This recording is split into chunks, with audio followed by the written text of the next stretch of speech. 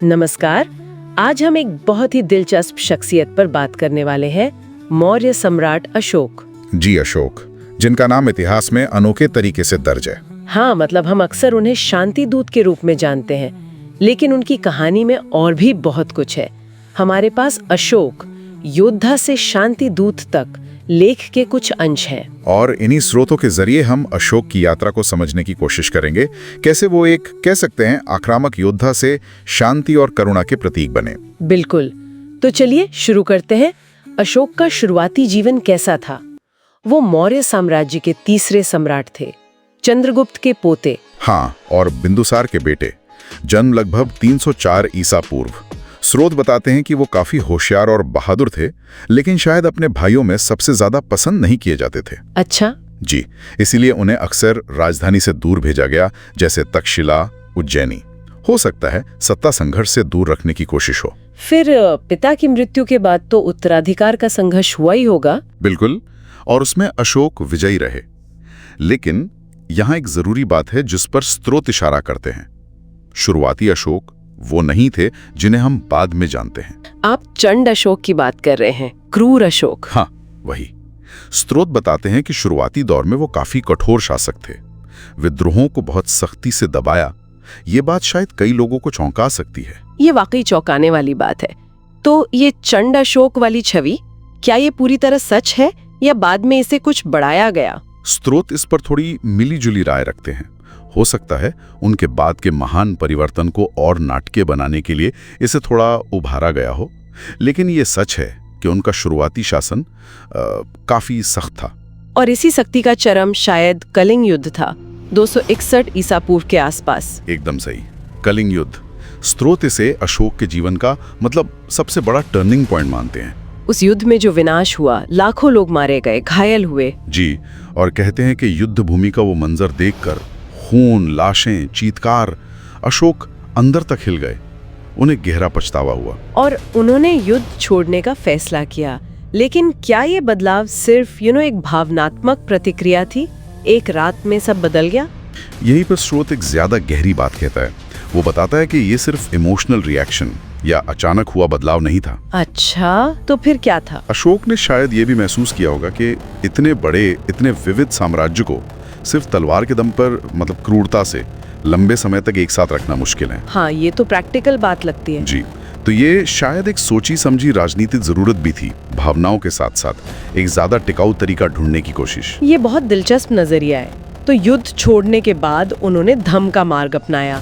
स्रोत धम्म को कैसे समझाते हैं? क्या ये बस बौद्ध धर्म था? नहीं, स्रोत इस बात पर बहुत जोर देते हैं कि अशोक का धम्म किसी एक धर्म जैसे सिर्फ बौद्ध धर्म का प्रचार नहीं था। तो फिर क्या था ये? अच्छा, ये बेसिकली एक नैतिक और सामाजिक कोड था। इसमें अहिंसा थी, सहिष्णुता थी, बड़ों का आदर, नौकरों और दासों से अच्छा व्यवहार, और सबसे जरूरी प्रजा की भलाई। अच्छा, हाँ, एग्जैक्टली। ये एक कोशिश थी इतने बड़े बहुसांस्कृतिक साम्राज्य को एक नैतिक धागे में पिरोने की, सबके लिए एक कॉमन ग्राउंड बनाने की। स्रोत इसे एक बहुत ही समझदारी भरी रणनीति मानते हैं। और इसे फैलाने के लिए उन्होंने शिलालेखों का इस्तेमाल किया। पत्थर के खंभों पर, चट्टानों पर संदेश खुदवाए। जी हाँ, और ये शिलालेख कमाल के हैं। स्रोत इन्हें उस जमाने का एक तरह का मास कम्युनिकेशन टूल बताते हैं। मास कम्युनिकेशन कैसे? देखिए, ये आम लोगों की भाषा प्राकृत में लिखे गए थे। हाँ। और इन्हें ऐसी जगहों पर लगाया गया जहां लोग आते जाते थे। व्यापार के रास्ते, शहर, ये सीधे जनता से बात करने का तरीका था। मतलब राजा सीधे अपनी प्रजा को बता रहा था कि वो क्या सोचता है, क्या करना चाहता है। बिल्कुल, और इनमें सिर्फ नैतिक उपदेश नहीं थे, इनमें प्रशासन की बातें भी थीं। जन कल्याण के कामों का जिक्र था, जैसे अस्पताल बनवाना, सराय बनवाना, सड़कें ठीक करवाना, यहाँ तक कि जानवरों के लिए भी अस्पताल खोलने की बात है। कमाल है, यानी नैतिकता और अच्छा शासन दोनों साथ साथ। स्रोत और क्या खास बताते हैं अशोक के बारे में? कोई रोचक तथ्य? एक बहुत महत्वपूर्ण बात जो स्रोत बताते हैं वो ये कि अशोक शायद पहले भारतीय शासक थे जिन्होंने इतने बड़े पैमाने पर विदेशों से व्यवस्थित रिश्ते बनाए। विदेश मतलब किन देशों से? जैसे श्रीलंका, मिस्र, यूनान, सीरिया। उन्होंने वहां अपने दूत भेजे, सिर्फ राजनयिक नहीं बल्कि धम्म के प्रचार के लिए भी। ये एक तरह की सॉफ्ट पावर डिप्लोमेसी थी उस जमाने की। वाह, ये तो उनकी दूरदृष्टि दिखाता है। बिल्कुल, उनकी सोच सिर्फ अपने साम्राज्य तक सीमित नहीं थी। और जाहिर है उनका अशोक चक्र जो आज हमारे राष्ट्रीय ध्वज का हिस्सा है, ये तो उनकी सबसे स्थायी विरासतों में से एक है। निश्चित रूप से। लेकिन स्रोत ये भी मानते हैं कि अशोक की मृत्यु के बाद मौर्य साम्राज्य धीरे धीरे कमजोर हो गया और ज्यादा टिका नहीं। हाँ, उसके क्या कारण हो सकते हैं? क्या उनकी शांति की नीतियां ही वजह बनी? शायद। कुछ स्रोत इशारा करते हैं कि शायद अत्यधिक शांति प्रियता या इतने बड़े साम्राज्य को चलाने का खर्च, कई कारण हो सकते हैं। लेकिन लेख इस बात पर बहुत जोर देता है कि भले ही उनका राजनीतिक साम्राज्य खत्म हो गया, हाँ, लेकिन उनका विचार, उनका धम्म, उनकी सहिष्णुता और जन कल्याण की सोच, वो भारत और उसके बाहर भी सदियों तक जिंदा रही। उसका असर बहुत गहरा और स्थायी था। कह सकते हैं कि उनकी सॉफ्ट पावर उनके असल साम्राज्य से ज्यादा टिकाऊ साबित हुए। हाँ, बिल्कुल यही बात। तो आज हमने स्रोत के जरिए देखा कि अशोक की कहानी सिर्फ एक योद्धा के शांतिदूत बनने की नहीं है।